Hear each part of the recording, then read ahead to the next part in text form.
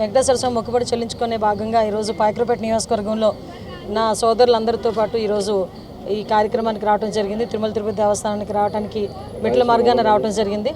మెట్ల మార్గాన వస్తున్నప్పుడు కూడా ఎప్పుడు కూడా అంటే గోవింద నామస్మరణతో ఎప్పుడు కూడా ఉండే ఈ వెంకటేశ్వర స్వామి ఆలయం ఎప్పుడు కూడా పూజా కార్యక్రమాలతోని ఆధ్యాత్మిక చింతనతోనే ఎప్పుడు ఉండాలి తప్పించి రాజకీయంగా ఎప్పుడు కూడా దీన్ని కలంకితం చేయకూడదనే ఉద్దేశంతోనే నేను ఏ రోజు కూడా బయట రాజకీయాలు మాట్లాడను అని చెప్పి చాలా క్లియర్గా చెప్పాను. కొండ మీద రాజకీయాలు మాట్లాడని కూడా చెప్పాను.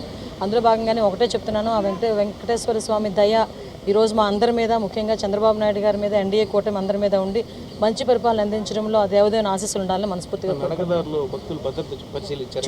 చూశానండి. యాక్చువల్గా నేను చూసినప్పుడు ఒక సైడ్ని యాక్చువల్గా వాళ్ళకి కొండ వాల్ ఉంది. కొండ వాలు దగ్గర కనీసం ఒక ఫెన్సింగ్ లాంటిది ఏదైనా ఉండుంటే డెఫినెట్గా అటు నుంచి ఏదైనా క్రూరమొగలు రావటం కానీ, రేపు పొద్దున వర్షం పడినప్పుడు బురద కూడా ఇటువైపు రావటం కానీ జరగకుండా ఉండాలంటే ఒక ఫెన్సింగ్ అంటూ వేయాలి. లాస్ట్ టైం నాకు తెలిసి చంద్రబాబు నాయుడు గారి గవర్నమెంట్లో 10 కోట్లు దానికి శాంక్షన్ అయింది. బట్ మొన్న గవర్నమెంట్ వచ్చిన తర్వాత అది కూడా ఎక్కడ కూడా వేసిన పరిస్థితి కనిపించలేదు. కాకపోతే నాకు దారిలో వచ్చేటప్పుడు కనిపించిన దుడ్డు కర్రలు కనిపించినాయి. ఏంటి కర్రలు అని అడిగాను అనమాట.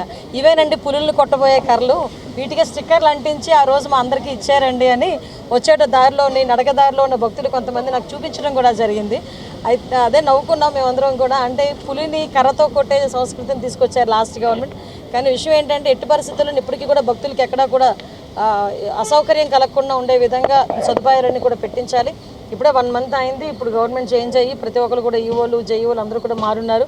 డెఫినెట్గా మెట్ల మార్గంలోంచి ఇంకొక విషయం అండి, మెట్ల మార్గం నుంచి వచ్చేటప్పుడు ఆ భక్తులకి ఒక ట్యాగ్ వేసేవారు ఇంతకుముందు. ఆ ట్యాగ్ ఉండడం వల్ల భక్తులు నడక మార్గం నుంచి వచ్చిన భక్తులకి తొందరగా దర్శనం అయ్యడానికి కూడా ఆస్కారం ఉండేది. నేను అక్కడ పరిశీలించి ఆ ట్యాగ్ వేసే సిస్టమ్ కూడా లేదు ఈరోజు. సో ఇవన్నీ కూడా మళ్ళీ పునరావృతం చేయాలి. మళ్ళీ అవన్నీ కూడా ఇంప్లిమెంట్ చేస్తేనే భక్తులకి ఎక్కడా కూడా ఇబ్బంది లేకుండా ఉంటుంది.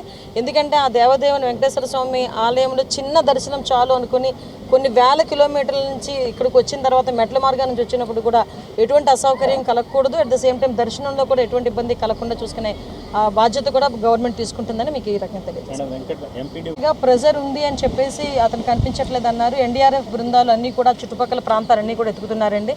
ఎట్టి పరిస్థితుల్లోని గవర్నమెంట్ ఉద్యోగస్తులకి ప్రెజర్ లేకుండా ఉద్యోగం చేసుకునే అవకాశం అయితే కల్పించగలగాలి. అది నిన్న సీఎం మన చంద్రబాబు నాయుడు గారు కూడా వాళ్ళ కుటుంబ సభ్యులతో కూడా మాట్లాడడం జరిగింది. ఏమీ కాకూడదనే కోరుకుంటున్నాం. ఏమైనా ఆ కుటుంబానికి ప్రభుత్వం తరఫున సహాయ సహకారాలు అందిస్తాం.